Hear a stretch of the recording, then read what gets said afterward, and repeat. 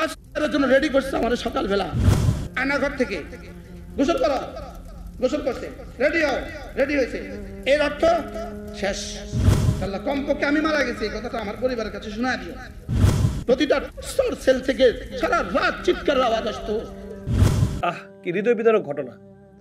মুস্তাকুন নবী হুজুরের সাথে কি ধরনের আচরণ করেছে তারা, তার কথাগুলো শুনে আসলেই অনেক কষ্ট পেয়েছি। আসুন তার পুরো বক্তব্যটি শুনি, তার সাথে কি ঘটনা ঘটেছিল। আমি কোন অপরাধে গ্রেপ্তার হয়েছি জানেন? আমি গ্রেপ্তার হয়েছি যে অপরাধে, প্রথম মামলা আমার সাভার ফুলবাড়িয়া বাস স্ট্যান্ডে তার মামলা।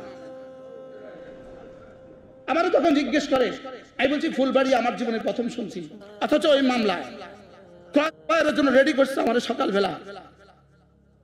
আপনাদের তো জানা ধারণাই নাই, বলি নাই কখনো ট্রান্সফারের নিয়ম কি। সকালবেলা কি বলে জানেন? রেডি হও, গোসল করো, আয়নাঘর থেকে গোসল করো, গোসল করছে, রেডি হও, রেডি হয়েছে। এর অর্থ শেষ। এর অর্থ কি? এই সকালবেলা উঠাবে গাড়িতে, সারা দিন ঘুরায়, সারা দিন সারা রাত ঘুরায়, ঘুরাইতে ঘুরাইতে ঘুরাইতে ঘুরাইতে চোখ বাঁধা, হাত বাঁধা, পা বাঁধা, কিছুই জানে না সে। রাত 2টা বাজে বাস গাজীপুরের কোন জঙ্গলে ঢুকায় দিছে, যাও যাও যাও, চলে যাও। তো জঙ্গলে ঢুকেছে, 50 গজ সামনে গেছে, পেছন থেকে গুলি করে দিছে। পরের দিন পত্রিকা ক্রস ফায়ারে তিনি নিহত। এই ছিল সব নাটক। কি ছিল বলেন? যেদিন এভাবে আমারও বলছে উঠেন, রেডি হন, কি ছিল সকালবেলার ওই অবস্থা? শুধু আল্লাহরে কইছি এক কথা, বলছে আল্লাহ চলে তো যাব, শুধু আব্বার কাছে, শুধু আমার মৃত্যুর শাহাদাতের সংবাদটা শোনা দিও। আল্লাহ, কমপক্ষে আমি মারা গেছি এই কথাটা আমার পরিবারের কাছে শোনা দিও, এই সংবাদটা দিয়ে দিও আল্লাহ। শুধু এক টেনশন করছিলাম যে আব্বার কি হবে। আল্লাহ আব্বার খবরকে জান্নাতের টুকরো বানিয়ে দেন। কি দোয়া করছে সেদিন আব্বা, আল্লাহই জানে। সেদিন হয়তো দোয়া করছে।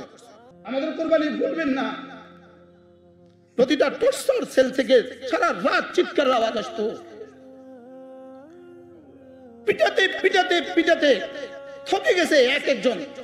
এরপরে করছে কি, তার বিবিকে উঠায় নিয়ে আসছে, বিবিকে উঠায় নিয়ে পাশের রুমে বিবিকে পিটাতে শুরু করছে। বিবিকে কেন পিটাইতো? বিবি চিৎকার স্বামী শুনতো, স্বামীর চিৎকার বিবি শুনতো।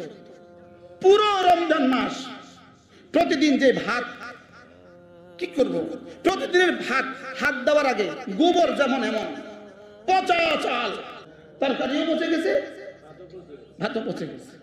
সেহরি খাও, খাও সেহরি। কত কোরবানির পরে স্বাধীন হয়েছেন। এই জন্য আর কোন দুর্নীতি যেন এদেশে ফিরে না আসে, এদেশের জন্য আর কোন দুর্নীতি ফিরে না আসে, এদের জন্য আর যেন স্বৈরাচার এদেশে ফিরে না আসে। একবার ভাবুন, প্রবীণ একজন আলেম, সম্মান একজন আলেম, যাকে সবাই মোটামুটি চিনে, তার সাথে তারা এই ধরনের আচরণ করেছে। যাদের কেউ চিনেই না তাদের সাথে তারা কি ধরনের আচরণ করতে পারে। এরকম অনেক ঘটনা হয়তো আমরা জানিই না, হয়তো মিডিয়াতে তারা বলছেন বিধে আমরা জানতে পেরেছি, কিন্তু যারা মিডিয়ার ধারে কাছে নেই তাদের খবরটা আমরা কিভাবে জানি? আমরা চাই না এরকম স্বৈরাচার আবার আসুক, এরকম জুলুম নির্যাতন আবার হোক, এটা আমরা কখনোই চাই না। তাই আল্লাহ সুবহানাহু ওয়া তাআলা দোয়া করছি, আল্লাহ সুবহানাহু ওয়া তাআলা আমাদের বাংলাদেশকে একটি সঠিক ইসলামী রাষ্ট্র হিসেবে কবুল করুন। আসসালামু আলাইকুম ওয়া রাহমাতুল্লাহি ওয়া বারাকাতুহু।